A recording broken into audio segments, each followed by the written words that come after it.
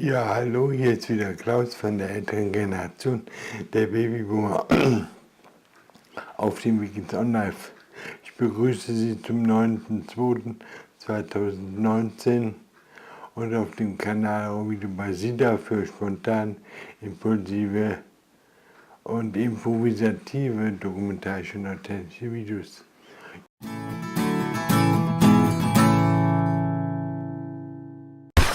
Heute wieder ein Tagesrückblick auf den gestrigen Tag, in dem ich nur 4 Videos gemacht habe. Also nicht so viel.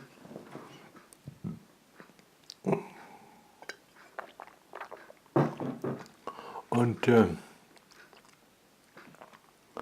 heute bin ich jetzt gerade beim dritten Video. Ich habe schon ein Video gemacht, ja, ein Tageswort vor der Wand, vor der Fotowand, und jetzt mache ich eins im Sessel. Vorhin hatte ich das Datum nicht richtig. Da hatte ich den 8.2. auch noch. Also jetzt haben wir also den 9.2. und jetzt habe ich das Datum richtig. Ja, die Beine scheinen wieder ein bisschen schlechter geworden zu sein. Vom subjektiven Eindruck, also die Wadenbeine sowieso schon, und die scheinen heute etwas schwerer zu sein als gestern. Vielleicht ein subjektiver Eindruck oder von der Anstrengung gestern, kann auch sein. Jedenfalls, ich war heute noch nicht draußen und habe noch keinen Spaziergang gemacht. Ja, außerdem bin ich heiser, wie immer, und habe so ein Kratzen im Hals. Ja,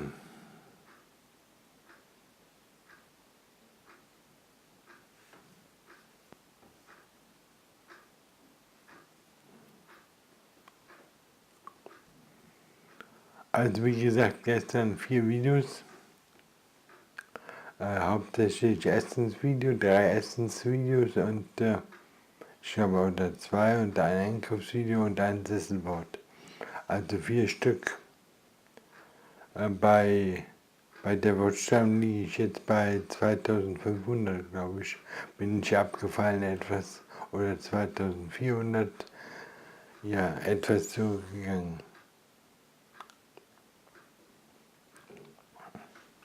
Ja, momentan nehme ich also auf. Ich wandle um.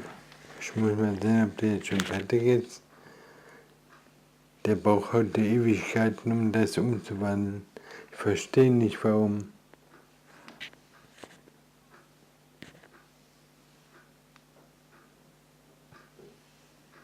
Jetzt ist er bei 97% und jetzt hat er das hoffentlich bald.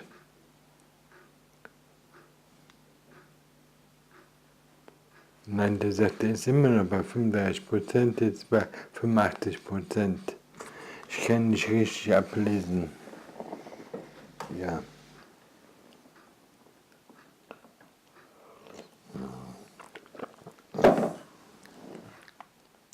Ja, dann habe ich heute also ein Video gesehen über einen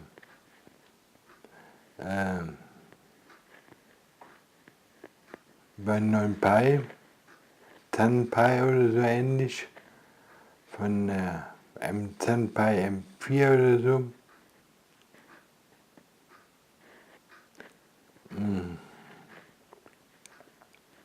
Aber den brauche ich eigentlich nicht. Den 3 Plus habe ich schon gar nicht gebraucht. Den habe ich zwar eingerichtet, aber dann doch eigentlich nicht verwendet.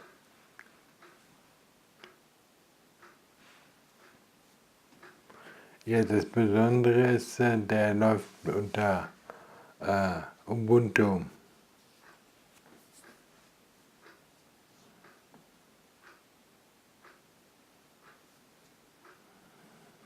Und hat 4 GB Speicher.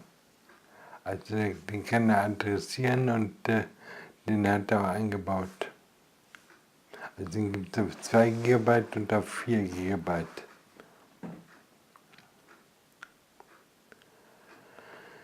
Ja,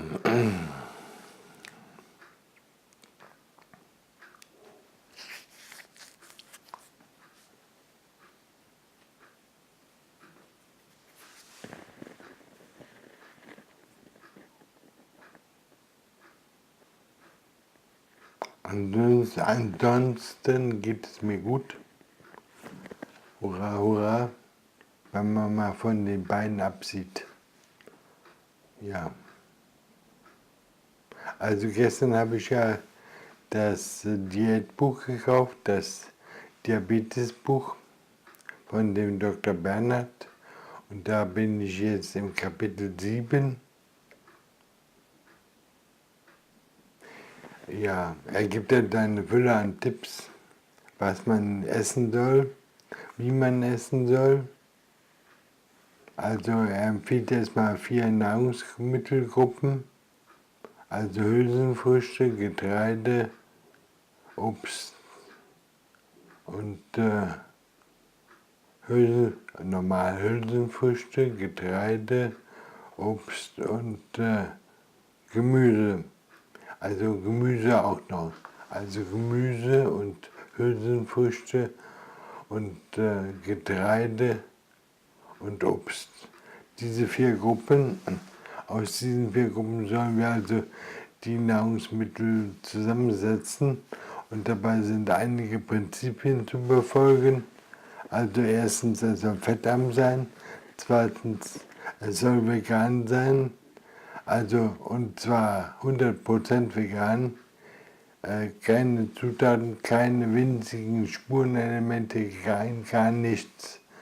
Und fettfrei heißt also fettarm. Fettarm heißt also kein Fett dazusetzen. Und die dritte Bedingung ist, man soll den glykämischen Index, der soll möglichst niedrig sein bei den Produkten, die man auswählt. Ja, sind also sozusagen die Bedingungen. Und ich muss jetzt nochmal recherchieren, wie denn der GI für meinen Kakao ist, für die Kakaobeans, und wie der GI ist für Quinoa. Ich glaube, er liegt so bei 50. Und also die Einteilung ist 55, also unter 55 ist niedrig und mittlere Werte sind 55 bis 85 und alles, was darüber hinausgeht, ist hoch. Wenn ich das noch richtig in Erinnerung habe. Ja. Dann hatte du eine Faustregel für das Volumen von Lebensmitteln. Also das Volumen soll größer sein als die Kalorienzahl. Also eine Mahlzeit, die 200 Gramm schwer ist, die sollte also unter 200 Gramm an Kalorien haben und nicht über. Umso eine Handhabe zu haben, um Fertiggerichte zu beurteilen. Also ein Fertiggericht, das hat also weniger als 200, ein Fertiggericht von vielleicht 200 Gramm soll also nur vielleicht so 100 oder 150 Kalorien haben und nicht mehr als 200.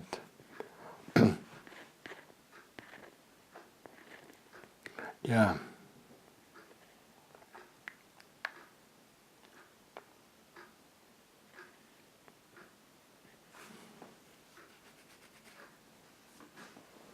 Na, jetzt ist er endlich fertig. Hurra, hurra. Ich kann ihn hochladen. Das ist also das Wortspiel.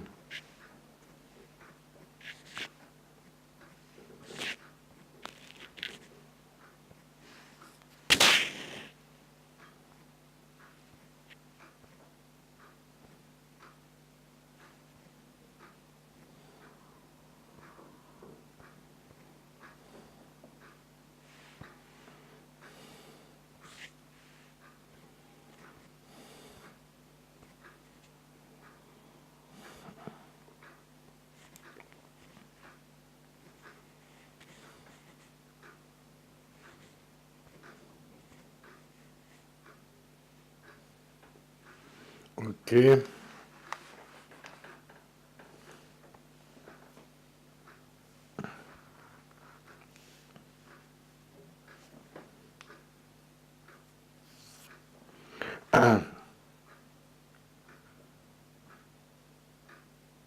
Ich brauche also 30 Minuten. Okay, dann haben wir den also auch. Der ist jetzt unterwegs.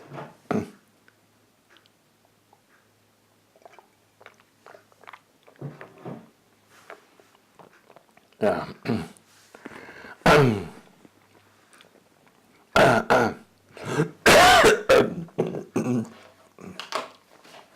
Ja, ja, jetzt als Folge der Lektüre habe ich jetzt gerade mein Mittagessen gemacht und ich habe jetzt also den Reis mit Linsen gekocht und mit Gerste auch noch und dann Gemüse oben drauf. Das heißt, es sind ungefähr 50 Gramm Linsen und das sind auch nochmal 50 Gramm Gerste. Und dann nochmal 100 Gramm Reis. Also haben wir 200 Gramm und dazu dann noch Gemüse.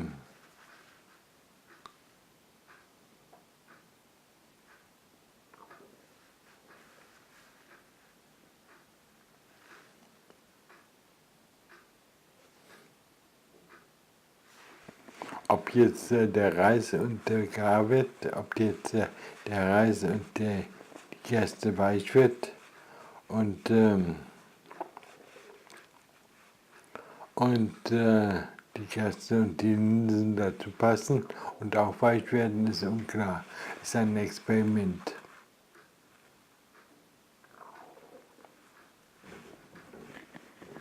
Aber da sollte eine große, kräftige Mahlzeit werden und dann habe ich dazu noch etwas Soße und da kann ich natürlich sowieso immer Sojasauce darüber machen.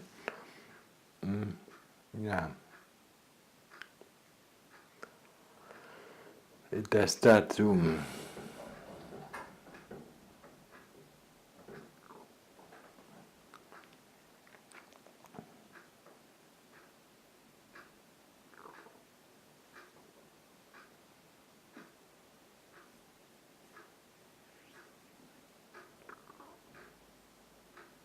Also mit dem Fettanteil hat der Dr. Bernhard jetzt erklärt, dass das Fett, das man aufnimmt, vor allen Dingen das tierische Fett, dass sich das in den Zellen ablagern würde und dass dadurch quasi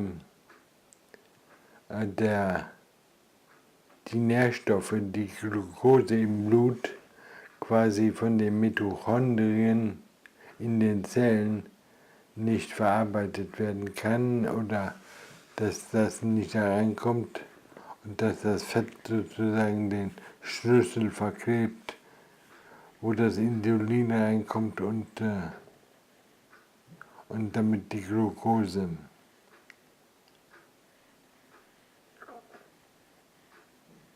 Ich weiß nicht, ob das so alles stimmt, aber ich sag mal, die haben sich damit intensiver beschäftigt als unter eins und naja, es bleibt einem nichts anderes übrig, als das so hinzunehmen und das zu glauben. Man hat jetzt keinen eigenen Satelliten und man hat keine eigenen Wissensbestände. Und mit den vorhandenen Wissensbeständen kann man das auch nicht beurteilen. Das ist ja der Nachteil in der arbeitsteiligen Gesellschaft. Alle sind arbeitsteilig, jeder ist ein Spezialist auf irgendeinem Gebiet, aber das heißt natürlich, die Kehrseite ist auch, dass er von nichts was anderem etwas versteht. Der kann kein Geld anlegen, der kann nicht essen, der kann nicht trinken und so weiter. Und auch in meinem Fall ist es so, dass ich eigentlich mit 60 immer noch nicht richtig essen kann und mit 60 erstmal lernen muss, richtig zu essen. Also kein Fett, absolut kein Fett. Das hat ja schon der Dr. Esselstyn gesagt, was ich aber nicht so beherzigt habe. Zwar habe ich Fleisch weggelassen und Öl und Butter auch. Das heißt, die gröbsten Fehler sind erstmal vermieden worden. Aber kleinteilig habe ich dann natürlich trotzdem immer noch ein bisschen Mayonnaise genommen für die Soßen. Und ich habe auch Leinsamen genommen für das Müsli morgens, jeden Tag 30 Gramm. Und davon sind allein schon so 27 Gramm Fett.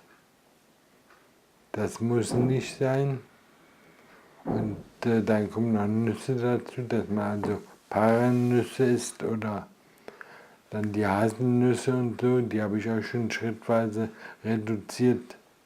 Und wenn man das alles reduzieren würde, dann hat man natürlich wieder Einsparungen, dass ich auf diese Weise vielleicht auch so 60 Gramm Fett einspare. Also 25 Gramm alleine durch den Leinsamen und dann nochmal durch die Paranüsse und so, dann mal 35 Gramm. Und dann haben wir noch einen Schuss Mayonnaise dazu, dann sind wir schon bei 55, 60 Gramm. Ja, und jeden Tag 60 Gramm, das läppert sich natürlich auch zusammen. 60 Gramm mal 9 Kalorien, also das sind dann 540 Kalorien, die man auf diese Weise dann natürlich also zu sich nimmt. Und wenn man die einspart, das macht natürlich dann, ist klar, in der Woche ein halbes Kilo aus.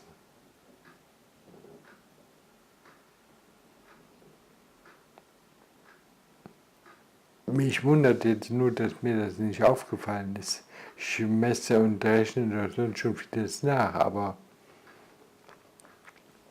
irgendwie war ich der Meinung, ja, ich habe Fettarm, habe ich, wird abgehakt und dann, wenn quasi diese winzigen Anteile von ein, zwei Nüssen oder ein bisschen Leinsamen und so, das wird dann gar nicht so berücksichtigt und dadurch schleicht sich da sowas ein, was man gar nicht so beachtet. Also er garantiert quasi mit dieser fettarmen Ernährung, dass man so in der Woche 1 Pfund abnimmt, also so 3500 Gramm, 3500 Kalorien, was ja bei mir hinkam, wenn ich da die 60, 70 Gramm täglich, die versteckten kleinen Fette, wenn ich sie weglasse und quasi absolut fettfrei esse. Nur das Fett, das jetzt im Reis ist oder das bedeutet aber, dass man dann auch quasi nur noch Gemüse mit Wasser essen darf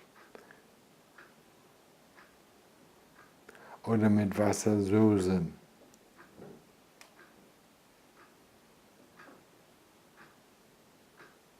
Weil jedes Gramm Fett sind da wieder 9 Kalorien und ich weiß nicht, ob ich das so durchhalte. Ich muss mal überlegen, ob ich jetzt meine Soße, die ich aufmache, ob ich die nicht auf Sojabasis machen kann, also mit der Sojamilch.